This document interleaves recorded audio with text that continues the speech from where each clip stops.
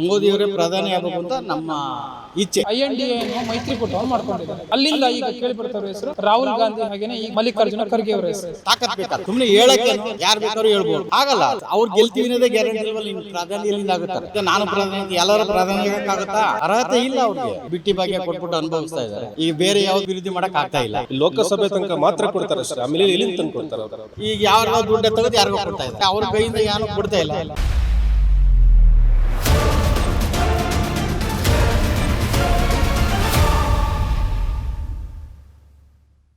ನಮಸ್ಕಾರ ವೀಕ್ಷಕರೇ, ಕರ್ನಾಟಕ ಟಿವಿಗೆ ಸ್ವಾಗತ. ನಾನು ಜಯಲೈಗೌಡ್. ಲೋಕಸಭಾ ಚುನಾವಣೆಗೆ ಇನ್ನೇನು ಕೆಲವೇ ತಿಂಗಳುಗಳು ಬಾಕಿ ಉಳಿದಿದೆ.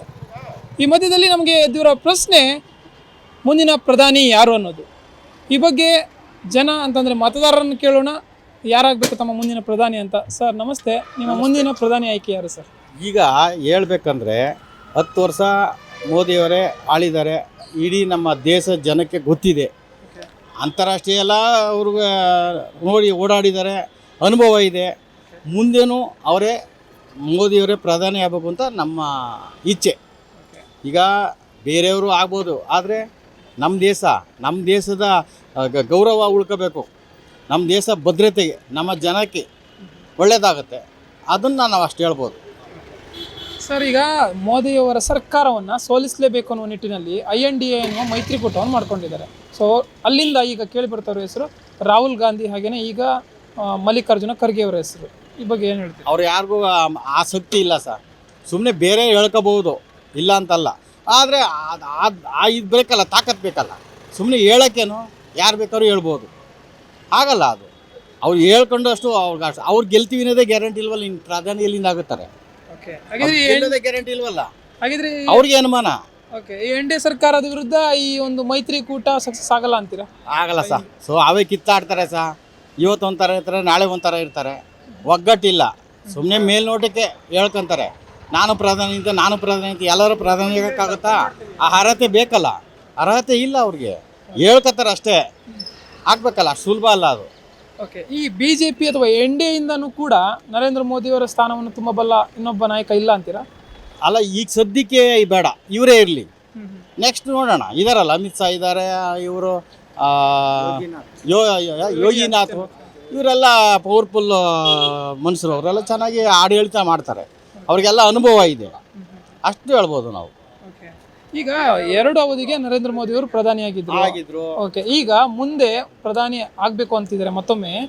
ಯಾವ ಒಂದು ಉದ್ದೇಶದಿಂದ ಅಥವಾ ಯಾವೆಲ್ಲ ಅಭಿವೃದ್ಧಿ ಕೆಲಸಗಳನ್ನು ತಾವು ಕಂಡಿದ್ದೀರಾ? ಅಭಿವೃದ್ಧಿ ಒಂದು ನಮ್ಮ ದೇಶ ಭದ್ರತೆಗೆ, ನಮ್ಮ ಜನತೆಗೆ ಸಹಕಾರ ಆಗುತ್ತೆ. ಅವ್ರೇನು ದುಡ್ಡು ಮಾಡಬೇಕು, ಆಸ್ತಿ ಮಾಡಬೇಕು ಅನ್ನೋದಿಲ್ಲ. ಇವ್ರೊಳಗೆ ಆಸ್ತಿ ಹಣ ಬೇಕು, ಅವ್ರಿಗೆ ಅಧಿಕಾರನೂ ಬೇಕು, ಹಣನೂ ಬೇಕು, ಆಸ್ತಿನೂ ಬೇಕು. ಆದರೆ ಮಾಡೋಕ್ಕೆ ಬೇಕಲ್ಲ, ಶಕ್ತಿ ಬೇಕಲ್ಲ. ಸುಮ್ಮನೆ ಹೇಳ್ಕೊಳ್ಳೋದು ದೊಡ್ಡದಲ್ಲ. ಓಕೆ, ಅಭಿವೃದ್ಧಿಯ ಹೊರತಾಗಿಯೂ ನರೇಂದ್ರ ಮೋದಿಯವರ ಸರ್ಕಾರಕ್ಕೆ ಮೊದಲಿನಿಂದನೂ ಇರುವಂಥ ಒಂದು ಕಪ್ಪು ಚುಕ್ಕೆ ಅಂದರೆ ಇದೊಂದು ಜಾತಿವಾದಿ, ಕೋಮುವಾದಿ ಸರ್ಕಾರ ಅನ್ನೋದು. ಅದು ಹೇಳ್ತಾರೆ. ಆ ಥರ ಏನು ಇಲ್ಲ. ಅವ್ರು ಯಾವ್ರಿಗೂ ಜಾತಿವಾದ ಮಾಡಿಲ್ಲ. ಇವ್ರುಗಳು ಇವರೇ ಸೃಷ್ಟಿ ಮಾಡ್ಕೊಂಡಿರೋದು. ಓಕೆ, ಈಗ ದಕ್ಷಿಣ ಭಾರತದ ರಾಜ್ಯಗಳಿಗೆ ಪ್ರಾಶಸ್ತ್ಯ ನೀಡ್ತಾ ಇಲ್ಲ ಕೇಂದ್ರ ಸರ್ಕಾರ ಅನ್ನೋದು. ಅಲ್ಲ, ನೀಡ್ತಾ ಇದೆ. ಅಂದರೆ ಇಲ್ಲಿ ಸ್ಥಿತಿಗತಿಗಳು ಸರಿ ಇಲ್ಲ. ಅವ್ರು ಕೊಟ್ಟಿದ್ದನ್ನ ಸರಿಯಾಗಿ ಬಳಕೆ ಮಾಡಲ್ಲ. ಇವ್ರು ಯಾವ್ಯಾವ್ದಕ್ಕೂ ಬಳಕೆ ಮಾಡ್ಕೊತಾರೆ. ಅದು ಹಿನ್ನಡೆ ಆಗ್ತದೆ ಅಷ್ಟೇ. ಓಕೆ, ಇದೊಂದು ಬಡವರ ಪರವಾದ ಸರ್ಕಾರವಲ್ಲ, ಶ್ರೀಮಂತರ ಪರವಾದ ಸರ್ಕಾರ. ಕೇವಲ ಅಂಬಾನಿ ಅದಾನಿ ಅಂತವರಿಗೆ ಮಾತ್ರ ಅಂತ. ಅದು ಸುಳ್ಳು. ಅದು ಎಲ್ಲ ಬಿಡಿ, ಅದೆಲ್ಲ ಅವರು ಅದು ಹೇಳೋದು, ವಿರೋಧ ಪಕ್ಷರು ಹೇಳೋದು ಹೇಳ್ತಾರೆ. ಆ ಥರ ಏನು ಇಲ್ಲ. ಇವ್ರು ತಿಳ್ಕೊಂಡ್ರೆ ದಂಗೆ. ಓಕೆ, ರಾಮ ಜನ್ಮಭೂಮಿ ಅಯೋಧ್ಯೆಯಲ್ಲಿ ಈಗಾಗಲೇ ಒಂದು ರಾಮ ಮಂದಿರ ನಿರ್ಮಾಣ ಆಗಿದೆ. ಜನವರಿ 22ಕ್ಕೆ ಇದರ ಉದ್ಘಾಟನೆ ಇದೆ. ಸೊ ಆ ನಿಟ್ಟಿನಲ್ಲಿ ಇದೊಂದು ರಾಜಕೀಯ ತಂತ್ರ. ಚುನಾವಣೆಗೆ ಕೆಲವೇ ತಿಂಗಳುಗಳು ಬಾಕಿ ಇರುವ ಸಮಯದಲ್ಲಿ ಉದ್ಘಾಟನೆ ಮಾಡ್ತಾ ಇದ್ದಾರೆ. ಮತಗಳನ್ನು ಸೆಳೆಯುವ ತಂತ್ರ ಅಂತ. ಅದು ಆವಾಗಲೇ ಆಶ್ವಾಸನೆ ಕೊಟ್ಟಿದ್ರು. ಅದು ಈಗ ರೆಡಿಯಾಗಿದೆ. ಅದನ್ನು ಮಾಡ್ತಾರೆ. ಅದಕ್ಕೂ ಇದಕ್ಕೂ ಸಂಬಂಧ ಇಲ್ಲ. ಈ ಜನ ಹೇಳ್ಕೋಬೋದು, ಅದು ಹೇಳೋಕ್ಕೇನು ಅಲ್ವಾ? ಪ್ರಸ್ತುತ ಇರುವಂತಹ ರಾಜ್ಯ ಸರ್ಕಾರದ ವಿಚಾರವಾಗಿ ಏನು ಹೇಳ್ತೀರಾ? ನಮ್ಮ ರಾಜ್ಯ ಸರ್ಕಾರ ಇದು ಬಿಟ್ಟಿ ಬಗ್ಗೆ ಕೊಟ್ಬಿಟ್ಟು ಅನುಭವಿಸ್ತಾ ಇದ್ದಾರೆ. ಈಗ ಬೇರೆ ಯಾವುದು ಅಭಿವೃದ್ಧಿ ಮಾಡೋಕ್ಕಾಗ್ತಾ ಇಲ್ಲ. ಆಗಬೇಕಲ್ಲ, ದುಡ್ಡು ಬೇಕಲ್ಲ ಎಲ್ಲದಕ್ಕೂ ಅಭಿವೃದ್ಧಿ ಮಾಡೋಕ್ಕೆ. ಕಷ್ಟ ಆಗುತ್ತೆ. ಈ ಗ್ಯಾರಂಟಿ ಯೋಜನೆಗಳ ವಿಚಾರಕ್ಕೆ ಬರೋದಾದರೆ, ಈ ಯೋಜನೆಗಳಿಂದ ಜನಕ್ಕೆ ಅನುಕೂಲ ಇಲ್ವಾಗಿದ್ರೆ ಅದು ಏನಾಗುತ್ತೆ, ಅವ್ರಿಗೆ ಏನು ಫ್ರೀ ಅಂತ ಹೋಯ್ತಾರ. ಆ ಫ್ರೀಯಿಂದ ದುಡ್ಡು ಎಲ್ಲಿಂದ ಬರ್ತದೆ? ನಮ್ಗಳ ದುಡ್ಡೇ ಸರ್, ಸರ್ಕಾರಕ್ಕೆ ಬರ್ಬೇಕಾದ್ರೆ ಜನಗಳ ದುಡ್ಡೇ, ಅದನ್ನು ಬೆಲೆ ಜಾಸ್ತಿ ಮಾಡ್ತಾರೆ, ಆ ದುಡ್ಡನ್ನು ಕೊಡ್ತಾ ಇದ್ದಾರೆ. ಬಡವರಿಗಾಗಿಯೇ ಮಾಡಿರೋ ಯೋಜನೆಗಳು ಬಡವರಿಗೆ ತಲುಪ್ತಿದೆ ಅಂತಾರೆ. ಕೆಲವ್ರು ತಲುಪಿದೆ, ಕೆಲವ್ರು ತಲುಪಿಲ್ಲ. ಅದೇ ಹೇಳ್ತಾ ಇದ್ದಾರೆ, ಟಿ ವಿನೆಲ್ಲ ನಾವೇ ನೋಡ್ತಾ ಇದೀವಲ್ಲ. ನಿಮ್ಮ ಪ್ರಕಾರ ಈ ಯೋಜನೆಗಳು ತಲುಪಿದ್ರೆ ಅನುಕೂಲ ಇದೆ ಅಂತೀರಾ ಹಾಗಿರೋ ಜನಕ್ಕೆ? ಅದೇ ಸಮಯ ಅನುಕೂಲ ಇದೆ. ಈಗ ಯಾರ್ದೋ ದುಡ್ಡು ತೆಗೆದು ಯಾರಿಗೋ ಕೊಡ್ತಾ ಇದ್ದಾರೆ. ಹಾಗೆ ಈಗ ಬೇರೆ ದುಡ್ಡು ತೆಗೆದು ಅವರು ಕೊಡ್ತಾ ಇದ್ದಾರೆ, ಅವ್ರ ಕೈಯಿಂದ ಏನೋ ಕೊಡ್ತಾ ಇಲ್ಲ. ಹೌದು ತಾನೆ? ಅಷ್ಟೇ ನಡೀತಾ ಇರೋದು ಈಗ. ಓಕೆ ಸರ್, ಈ ಯೋಜನೆಗಳು ಏನಿದೆ ಇದರಿಂದ ಅಭಿವೃದ್ಧಿ ಕೆಲಸಗಳಿಗೆ ಮಾರಕ ಆಗ್ತಿದೆಯಾ, ಹಿನ್ನಡೆ ಆಗ್ತಾ ಇದೆಯಾ? ಅಭಿವೃದ್ಧಿ ಆಗ್ತಾ ಇಲ್ವಲ್ಲ, ಅದೇ ಹಿನ್ನಡೆ ಆಗ್ತಾ ಇದೆ. ಹಿನ್ನಡೆ ಆಗ್ತಾ ಇದೆ. ಅದು ಜನರಿಗೂ ಗೊತ್ತಿದೆ. ಈಗ ರೋಡ್ಗಳೆಲ್ಲ ಗುಂಡು ಬಿದ್ದೋಗಿದ್ದಾವೆ, ಏನು ಮಾಡ್ತಾ ಇಲ್ಲ. ಕೆಲಸಗಳು ನಿಂತೋಗಿದ್ದಾವೆ, ಮಧ್ಯಕ್ಕೆ ನಿಂತೋಗಿದ್ದಾವೆ. ಹಣ ಬಿಡುಗಡೆ ಮಾಡೋದು ತಾನೇ ಅವರು ಅಭಿವೃದ್ಧಿ ಮಾಡೋಕ್ಕೆ. ಹಣ ಇಲ್ಲ ಅಂತಾರೆ. ಹಾಗಿದ್ರೆ ಈಗ ಲೋಕಸಭಾ ಚುನಾವಣೆಗಾಗಿ BJP ಮತ್ತು JDS ಮೈತ್ರಿ ಆಗಿರೋದು ರಾಜ್ಯದಲ್ಲಿ.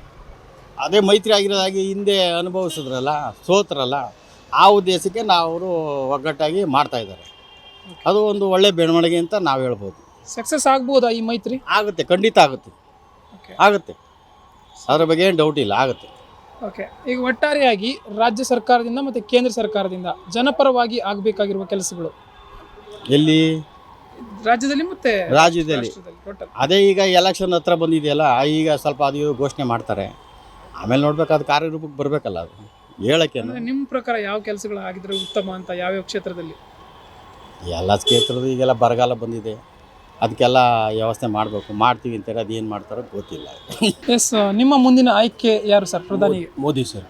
ಯಾಕೆ ಸರ್ ನರೇಂದ್ರ ಮೋದಿ ಅವರು? ನಮಗೆ ಅವ್ರು ಬೇಕೇ, ನಮ್ಮ ದೇಶಕ್ಕೆ ನಮಗೆ ತಂದೆ ಸ್ಥಾನ, ಅದು ನಮಗೆ ಬೇಕೇ ಬೇಕದು. ಈಗ ನರೇಂದ್ರ ಮೋದಿ ಅವರನ್ನ ಸೋಲಿಸುವ ನಿಟ್ಟಿನಲ್ಲಿ, ಸರ್ಕಾರವನ್ನು ಸೋಲಿಸುವ ನಿಟ್ಟಿನಲ್ಲಿ INDA ಮೈತ್ರಿಕೂಟ ಮಾಡ್ಕೊಂಡಿದ್ದಾರೆ. ಅಲ್ಲಿಂದ ರಾಹುಲ್ ಗಾಂಧಿ ಹಾಗೆಯೇ ಮಲ್ಲಿಕಾರ್ಜುನ್ ಖರ್ಗೆ ಅವರ ಹೆಸರು ಕೇಳಿಬರ್ತಾ ಇದೆ. ಇದ್ರ ಬಗ್ಗೆ ಏನು ಹೇಳಿ? ಅವ್ರದ್ದೇನು ಆಗಲ್ಲ ಬಿಡಿ, ಅವ್ರಿಗೆ ವರ್ಕೌಟ್ ಆಗಲ್ಲ ಬಿಡಿ. ಇಂಡಿಯಾದಲ್ಲಿ ಏನು ವರ್ಕೌಟ್ ಆಗಲ್ಲ. ಆ ಮೈತ್ರಿ ಸಕ್ಸಸ್ ಕಾಣಲ್ಲ ಅಂತೀರಾ? ಸಕ್ಸಸ್ ಆಗಲ್ಲ ಬಿಡಿ, ಸಕ್ಸಸ್ ಆಗಲ್ಲ. ಓಕೆ, ಹಾಗಿದ್ರೆ ಈಗ ರಾಜ್ಯದಲ್ಲಿ BJP ಮತ್ತು JDS ಮೈತ್ರಿ ಆಗಿದೆ, ಅದು ಸಕ್ಸಸ್ ಆಗುತ್ತೆ. ಆಗುತ್ತೆ, ಸಕ್ಸಸ್ ಆಗುತ್ತೆ. ಸಕ್ಸಸ್ ಆಗುತ್ತೆ, ಆಗುತ್ತೆ. ಈಗ ಪ್ರಸ್ತುತವಾಗಿರುವಂತಹ ರಾಜ್ಯ ಸರ್ಕಾರದ ವಿಚಾರವಾಗಿ ಏನು ಹೇಳ್ತೀರಾ? ಇದು ಬಿಡಿ, ಗ್ಯಾರಂಟಿಗಳು ಕೊಟ್ಕೊಂಡು ಎಲ್ಲಿಂದ ತಗೊಂಬರ್ತಾರೆ ದುಡ್ಡು ಕಳಿಸ್ತಾರೆ? ಎಲ್ಲಿಂದ ತಗೊಂಬರ್ತಾರೆ ಹೇಳಿ? ಇದು ಸಕ್ಸಸ್ ಆಗಲ್ಲ ಬಿಡಿ, ಸರ್ಕಾರ ಬಿದ್ದೋಗುತ್ತೆ ಸರ್. ಸರ್ಕಾರ ಬಿದ್ದೋಗುತ್ತೆ ಸರ್, ಉಳಿಯಲ್ಲ ಸರ್ಕಾರ ಸರ್. ಓಕೆ ಸರ್, ಹಾಗಿದ್ರೆ ಈಗ ಅಯೋಧ್ಯೆಯಲ್ಲಿ ರಾಮ ಮಂದಿರ ನಿರ್ಮಾಣವಾಗಿದೆ. ಜನವರಿ 22ಕ್ಕೆ ಇದರ ಉದ್ಘಾಟನೆ ಇದೆ. ಇದೊಂದು ಮತಗಳನ್ನು ಸೆಳೆಯುವ ತಂತ್ರ ಅಂತ ಹೇಳಿ. ರಾಮ ಮಂದಿರ ಮತಗಳಿಗಲ್ಲ ಸರ್, ಅದು 500 ವರ್ಷದ ಹೋರಾಟ, ಅದು ಆಗಿರೋದು. ಅದು ಆಗಬೇಕಾಗಿತ್ತು, ಆಗಿದೆ ಬಿಡಿ. ಅದು ಆಗ್ತಾ ಇದೆ ಅಷ್ಟೇ. ಸರಿ, ಹಾಗಿದ್ರೆ ಈಗ ಪ್ರಸ್ತುತವಾಗಿ ರಾಜ್ಯ ಸರ್ಕಾರ ಕಾಂಗ್ರೆಸ್ ಸರ್ಕಾರದಿದೆ, ಆದರೆ ವಿರೋಧ ಪಕ್ಷವಾಗಿ BJP ಇದೆ. ಸೊ ಇದರ ಕಾರ್ಯವೈಖರಿ ಬಗ್ಗೆ ಏನು ಹೇಳ್ತೀರಾ? ವಿರೋಧ ಪಕ್ಷವಾಗಿ BJP ಹೇಗಿದೆ ಅಂತೀರಾ ರಾಜ್ಯದಲ್ಲಿ? ಇವಾಗ ವಿಜೇಂದ್ರ ಬಂದಿದ್ದಾರೆ, ಚೆನ್ನಾಗಿದೆ, ಒಂಥರ ಯಂಗ್, ಚೆನ್ನಾಗಿದೆ. ಯಾಕೆಂತಂದರೆ ರಾಜ್ಯ ಸರ್ಕಾರಕ್ಕೆ ಅಥವಾ ರಾಷ್ಟ್ರ ರಾಜಕಾರಣದಲ್ಲಾಗ್ಬೋದು ವಿರೋಧ ಪಕ್ಷದ ಪಾತ್ರ ಅತಿ ಮುಖ್ಯ. ಆ ನಿಟ್ಟಿನಲ್ಲಿ ಕೇಳ್ತಾ ಇರೋದು. ಹಾಗಿದ್ರೆ BY ವಿಜಯೇಂದ್ರ ಅವರ ಸಾರಥ್ಯದಲ್ಲಿ, ಹಾಗೆಯೇ ವಿರೋಧ ಪಕ್ಷದ ನಾಯಕನಾಗಿ R ಅಶೋಕ್ ಅವರ ಸಾರಥ್ಯದಲ್ಲಿ ಉತ್ತಮವಾಗಿದೆ ಅಂತೀರಾ ವಿರೋಧ ಪಕ್ಷ? ಉತ್ತಮವಾಗಿದೆ ಸರ್, ಚೆನ್ನಾಗಿದೆ ಸರ್. ಈ ನಿಟ್ಟಿನಲ್ಲಿ ಮುಂದಿನ ಲೋಕಸಭಾ ಚುನಾವಣೆಯಲ್ಲಿ ಈ ಒಂದು BJP ಮತ್ತು JDS ಮೈತ್ರಿ ಎಷ್ಟು ಸ್ಥಾನ ಗೆಲ್ಬೋದು ಅನ್ಸುತ್ತೆ ನಿಮಗೆ? 28ಕ್ಕೆ 28 ಬರುವ ಸ್ಥಾನ ಇದೆ ಸರ್. 28 ಗೆಲ್ಬೋದು ಅಂತೀರಾ? ಬರುತ್ತೆ ಸರ್. ಹಾಗಿದ್ರೆ ಈ ಒಂದು ರಾಜ್ಯ ಸರ್ಕಾರದ ಒಂದು ಉಚಿತ ಯೋಜನೆಗಳೇನಿತ್ತು ಅದು ವರ್ಕ್ ಆಗಲ್ಲ ಅಂತ ಅನ್ಸುತ್ತಾ ನಿಮಗೆ ರಾಜ್ಯದಲ್ಲಿ? ವರ್ಕ್ ಆಗಲ್ಲ ಸರ್, ಎಲ್ಲಿಂದ ತಗೊಂಡು ಕೊಡ್ತಾರೆ ಸರ್? ಈ ಲೋಕಸಭೆ ತನಕ ಮಾತ್ರ ಕೊಡ್ತಾರೆ ಅಷ್ಟೇ, ಆಮೇಲೆ ಎಲ್ಲಿಂದ ತಂದು ಕೊಡ್ತಾರೆ ಅವರು? ಓಕೆ, ಅಷ್ಟೇ, ತಲುಪಲ್ಲ ನೆಕ್ಸ್ಟ್ ಅಂತ ಹೇಳ್ತಿದ್ದೀರಾ. ಬಟ್ ಈಗ ಜಾರಿಗೊಳಿಸಿರುವ ಯೋಜನೆಗಳು ಅನುಕೂಲ ಇದೆ ಅಂತೀರಾ?